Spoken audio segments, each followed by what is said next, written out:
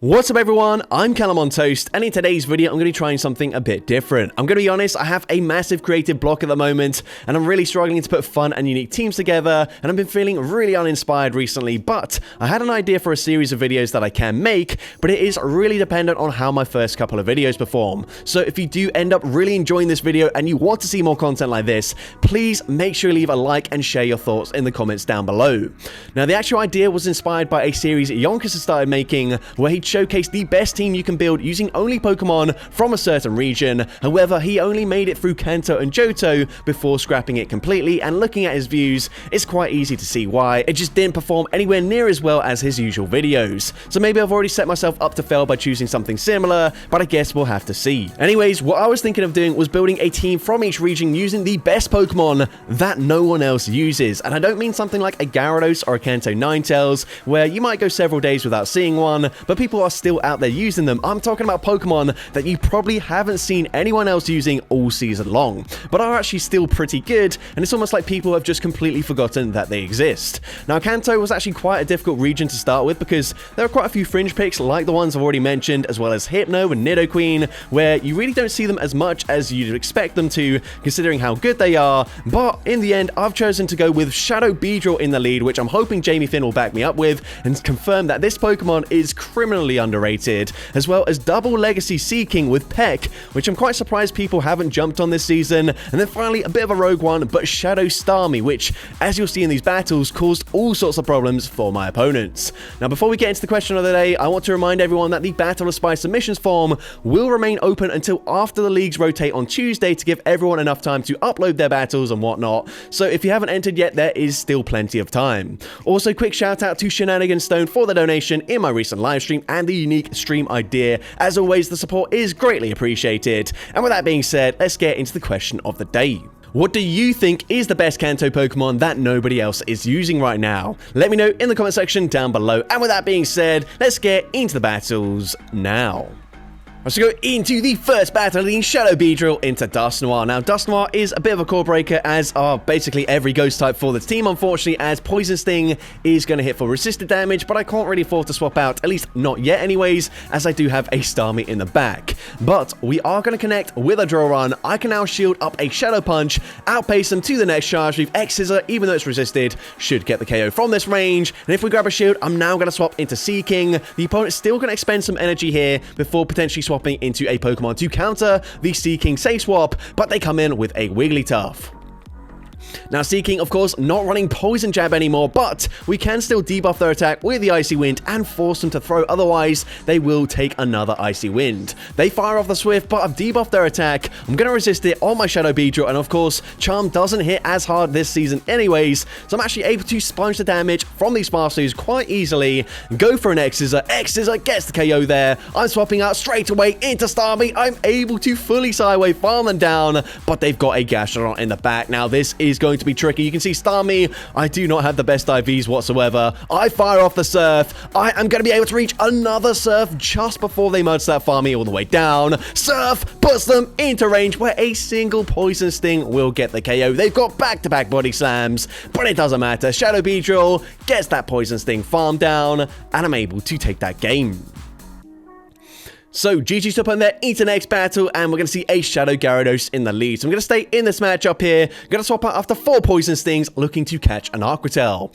Able to successfully catch it onto the Seeking there before they come in with a Fury Cutter, Shadow Scissor. I'm going straight for Drill Run. Drill Run going to hit for neutral damage, and it does grab a shield. Now, the opponent is going to fire off possibly a Trailblaze here, looking to boost up their attack stat, getting the one-shot as well. But, of course, whilst Beedrill would very much struggle up against a Bullet Punch Scissor, we are actually resisting the fast move damage. We go for Draw Run, it gets the KO there, and the opponent's going to come in with a Digger's Beast, so I swap into Shadow Starmie. They come back in with the Shadow Gyarados, but you're going to see these Sidewaves are absolutely shredding through the Gyarados. I grab the final shield there. The opponent is not going to be able to reach back-to-back charge moves here, and not only that, I can shield the Aquatel. I come out with a Surf already loaded. Now, the opponent does have a charge move on Digger's Beast, and of course, from this range, Fire Punch definitely gets the KO there. I look to overfarm, I actually end up throwing on poor timing there, which is unfortunate, but Surf does huge damage. We can come back in with that Shadow Beedrill, just one Poison Sting away from the X-Scissor.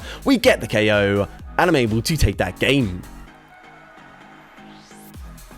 So, GG's to opponent there into the next battle. We're going to see Corviknight in the lead. So, this is definitely a tricky Pokemon for me to deal with. But I'm going to say swap into Seaking. And we're met with a Furret. Now, of course, Furret probably also going to be on Trailblaze as well. But I go for a debuff there with the Icy Wind. And also, you can see a second Icy Wind unfortunately won't quite get the KO with the Peck damage. However, if I go for the Drill Run, this is going to do more damage here. And if they don't shield this, Drill Run, Flip Switch advantage. I am down a shield. However, I really needed switch advantage here. I'm going to go for an Icy Wind. Icy Wind going to be a CMP tie, but actually I just mentioned I needed the switch advantage. I'm now going to give up switch here because otherwise I just get farmed down by the Corviknight and I'm in a really tricky situation. So here I fire off the Surf. I'm hoping they full send a payback as I am going to shield, and they do exactly that. Now once again they come in with a Gastrodon, and again we're taking big damage from the Mud Saps, but Side Waves are chunking. Surf does huge damage. The opponent commits to a farm down, but it's actually Starmie that gets the farm down, and now I'm swapping into Shadow Beedrill. Of course, I have no shields in play.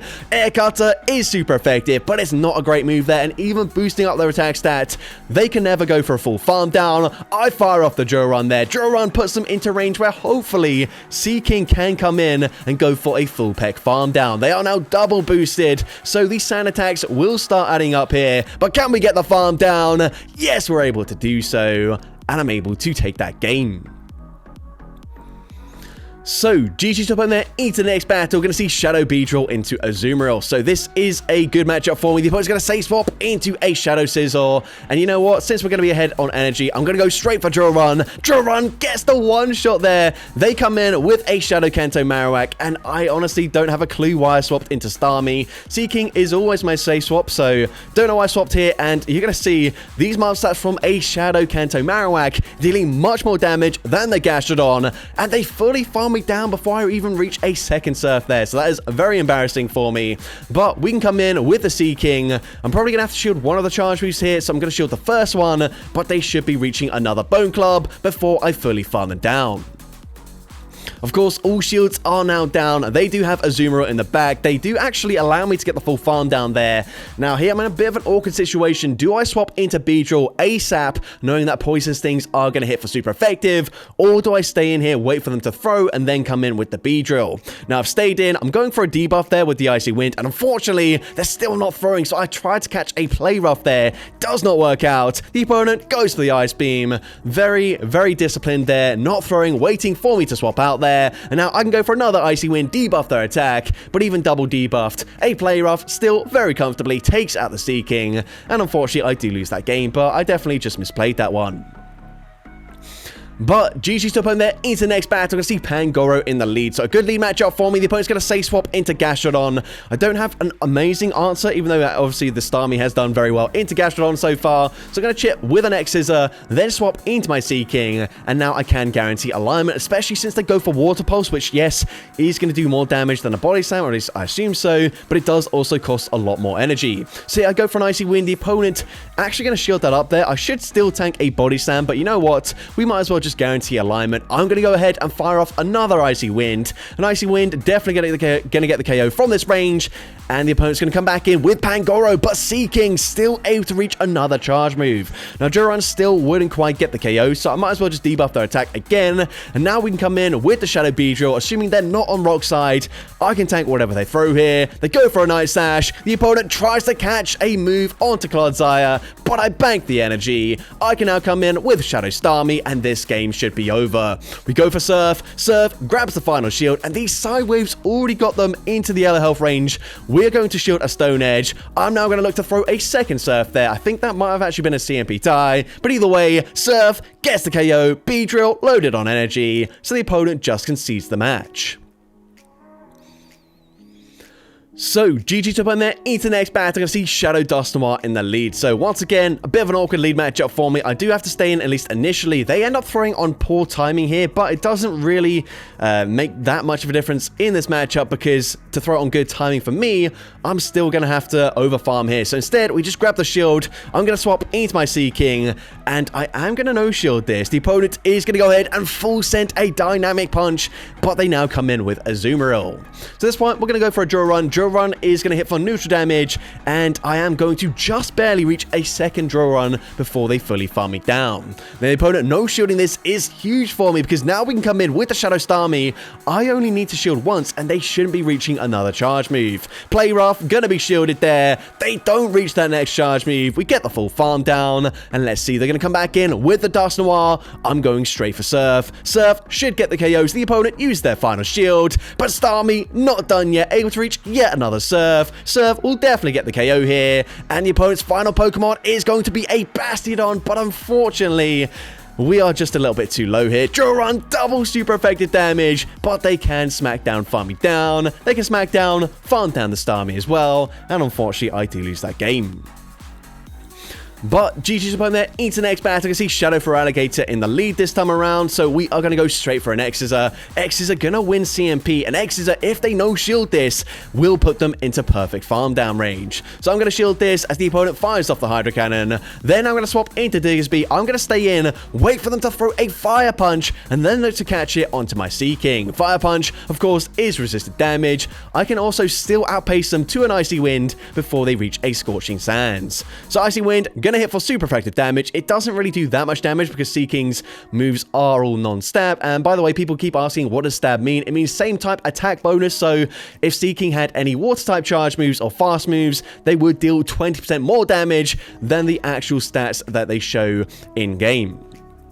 But anyways, they fire off the Scorching Sands there. They're now double debuffed, so we can come in with our Shadow Starmie, and I don't need to shield whatever they throw here. They are double debuffed. It's still going to deal decent damage because Starmie, not particularly bulky, but I can now commit to a farm down, but they're going to come in with a Mandibuzz. So here, going straight for Ice Beam. Ice Beam does big damage, and at this point, I'm just going to stay in, force them to throw some energy. Beedrill is absolutely loaded on energy, as we did bank a ton of energy before swapping up against that Diggersby. So here, going to go for an X-Scissor. X-Scissor, if they do shield this, we can go for one more Poison Sting, fire off a second X-Scissor. X-Scissor will get the KO there, and then of course, all we need to do is farm up to back-to-back charge moves, taking minimal damage here. They swap back into for Alligator. So this one, of course, going to go for X-Scissor number 1, get the KO there, and we've got a second X-Scissor already loaded. X-Scissor number 2 gets the KO, and I'm able to take that game. So, GG's to opponent there into the next battle. Gonna see a Bastiodon in the lead this time around. So here, I'm gonna be safe swapping into my Seaking. Unfortunately, my entire team, whilst we do have coverage for Bastiodon, only has resisted fast move damage. And here, we're gonna see Annihilate. So that's not so bad for me. Of course, hitting for super effective damage with the Pecs. They are non-stab, so they are actually hitting for more damage with those counters. But now I'm gonna look to overfarm, fire off a second Icy Wind here. Icy Wind number 2 grabs the final shield. They are desperate for switch advantage. However, I'm actually okay with taking a shield advantage, expecting maybe a grass type or something in the back, where Starmie with Ice Beam full coverage is going to be fine. It's not a grass type, it's actually going to be a Galarian Moltres. But either way, it's the same outcome as Ice Beam gets the one shot. They come back in with the Bastiodon. I'm going to bank a Surf here, going to swap into my Shadow Beedrill, and last time Beedrill unfortunately just didn't have enough HP to get to back-to-back charge moves. This time around, we easily have enough here, so I'm going to go for the Drill Run, and whilst yes, we did just bank a Surf, we're actually not even going to need it, as we can reach a second Drill Run before they fully farm me down. Drill Run gets the one shot there, and I'm able to take that game.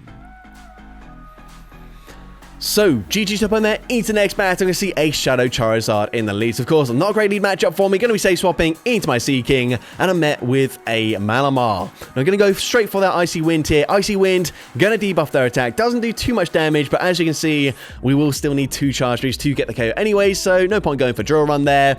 I can actually reach a second Icy Wind before they fully farm me down here. I'm only looking to really grab a shield advantage, but no, they actually allow me to get switch advantage, which doesn't really help me, because now we come in with the Shadow Starmie. I'm gonna no shield, they full send the Blast Burn, and unfortunately I just don't think there's a lot we can do here. Now of course, both Pokemon remaining are very good into Beedrill, but I did mention Beedrill, criminally underrated. Can we somehow win this game here?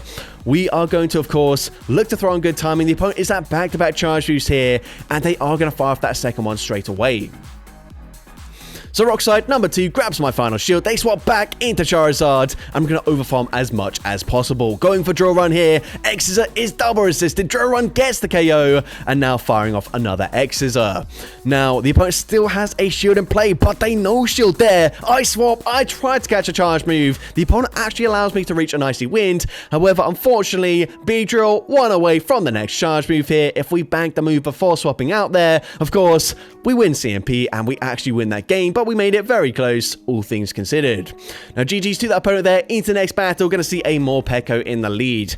Now, this is a little bit awkward for me, as if the opponent is on Psychic Fangs here, they can outpace me to the charge moves, but they go for an Aura Wheel, so hopefully they don't have Psychic Fangs. Maybe they've got like Seed Bomb for coverage, but either way, they swap. They try to catch a resisted charge move onto their Gligar, but now we can come in with the Sea King. Gonna no shield. They go for a Night Slash bait there, which is fine with me. I can fire off the Icy Wind. Icy Wind is double super effective. It grabs the shield, and it also forces a CMP tie.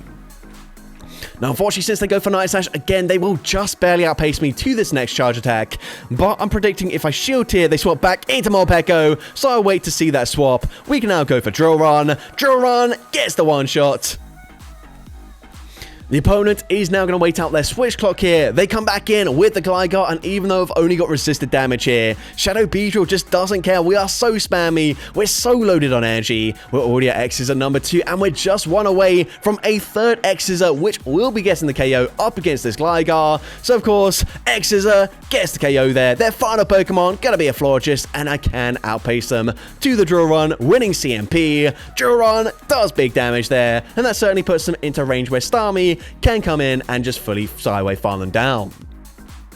So they actually don't KO with the Chilling Water. We swap out, we get that farm down, and I'm able to take that game. So, GG's to open there into the next battle to see another Shadow Dusknoir in the lead. So once again, going to stay in this lead matchup here. This time they don't throw it on alignment, so I'm going to go for that Drill Run after 7 Poison Stings, throwing on good timing. I'm actually able to connect there, and now I'm actually going to swap into Sea King, and I'm going to shield this as they fire off the Shadow Punch. They should be reaching another charge move. Now they come in with Altaria. Do they know about the Icy Wind coverage here? Icy Wind does double super effective damage there. Altaria, unfortunately, very bulky, so does tank that, and doesn't really put them into Peck farm down range either, which is very unfortunate, but I can now overfarm, looking to throw another Icy Wind here. Icy Wind gets the KO. They're going to come in with a Azumarill, so I'm going to chip with a Drill Run, and then I will be swapping into my Starmie.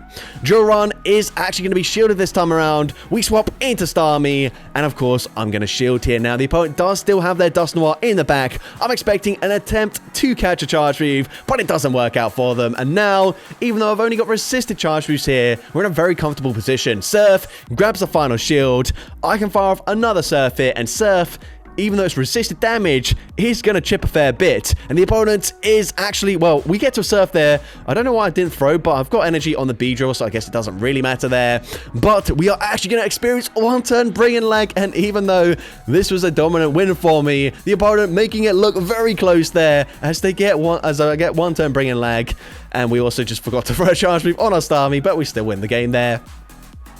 So, GG's top end there into the next battle. We're going to see a Talonflame in the lead. Not a great matchup for me. I'm going to be safe swapping into Sea King, and they come in with a Bullet Seed Credilli.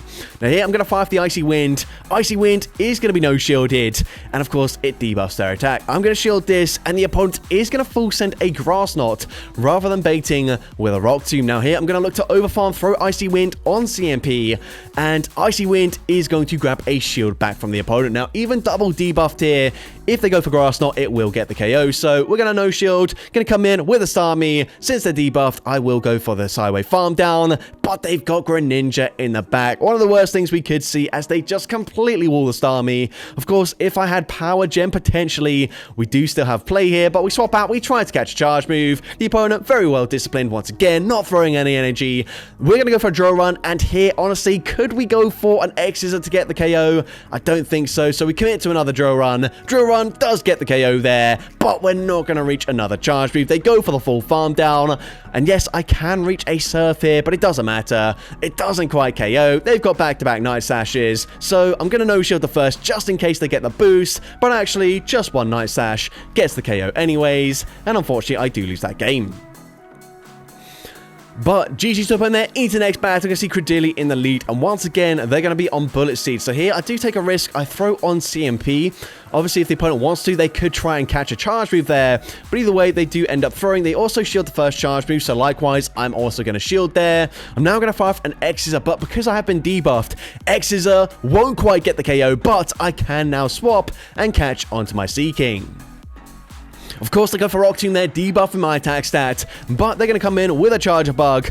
I'm going to go for a Drill Run here because, I mean, I could go for an Icy Wind, but actually Icy Wind probably allows them to get slightly more farm there. So I go for Drill Run. It does do more damage. It doesn't do much damage there, but it does do more. And hopefully that puts them into range where an X-Scissor will get the KO.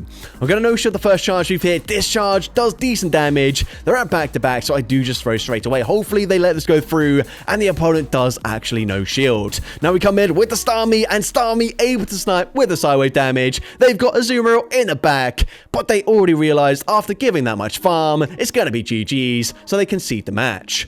Now into the next battle, and going actually up against an IRL friend that I have here, and they are going to lead with a Bomber Snow. They're staying in here, so clearly weak to Shadow Beedrill, but Beedrill can tank a Weather Ball. Not super comfortably, but we do tank it nonetheless. Now expecting them to just let this move go through, but they actually shield there and allow me to reach a second X-Scissor. So at this point, honestly thinking maybe I should have preserved the HP on the Beedrill a bit more, but we're going to bank another charge move, swap into Starmie, and once again, Starmie, whilst we've only got resisted charge moves to throw, these side waves just add up so much in this matchup here.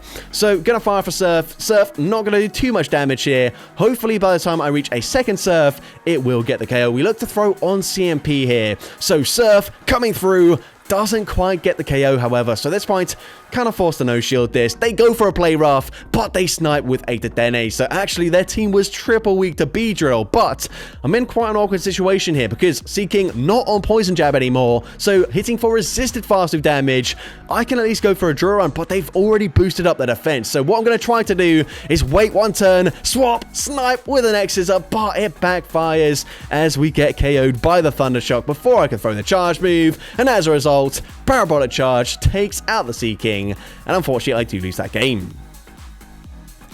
But GG's up in there into the final battle of this video, leading into Greninja. They're going to safe swap into another Bullet Seed Credilli. So here, going to go for an X-Scissor. X-Scissor is going to hit for super effective damage. They actually no-shield that, and it does huge damage. But unfortunately, it doesn't quite put them into range where I can Poison Sting farm them down. So once again, we're going to look to bank a ton of energy on the Beedrill and swap into Sea King. Now, I could have sniped with the Starmie and gone for a Sideway farm down. However, as we've already seen, Starmie completely walled by that Greninja. So here the opponent's going to come in with their final Pokemon, a Gastrodon, go straight for Icy Wind. I've already been debuffed, so that doesn't do too much damage, but it does still force them to throw here, otherwise they would be double debuffed. They fire off the Body Slam, and now all I need to do is save my shield for the Shadow Beedrill. Of course, not going to bother shielding up a Water Pulse. Once again, they go for the harder hitting move, but that does cost more energy. I can go straight for Surf. They're going to no-shield. They're saving both shields for Greninja, but it kind of doesn't really matter at this point. Beedrill is so loaded. Greninja, the spammiest Pokemon in the game, and yet I'm going to reach 3 X-Scissors before they get to back-to-back Night Slashes. The opponent is farming up to the back-to-back, but it doesn't matter. X-Scissor number 3 gets the one-shot, and I'm able to take that game. So that's going to be it for today's video. If you did enjoy it, please make sure you leave a like, leave a comment letting me know, and as well, don't forget to respond to the question of the day if you haven't done so already. And if you want to see more content like this in the future, make sure you hit that subscribe button and turn on post notifications. That way you'll be notified whenever I upload a new video. Now, if you want to take your support to the next level, you can become a channel member with perks including early access to new videos, shoutouts at the end of each video, custom loyalty badges, and custom emojis to use in the comments of every video. I want to say a massive thank you to everyone that has become a channel member already. Your support is greatly appreciated. And with that being said, thank you so much for watching today's video, and I hope you have a great rest of your day.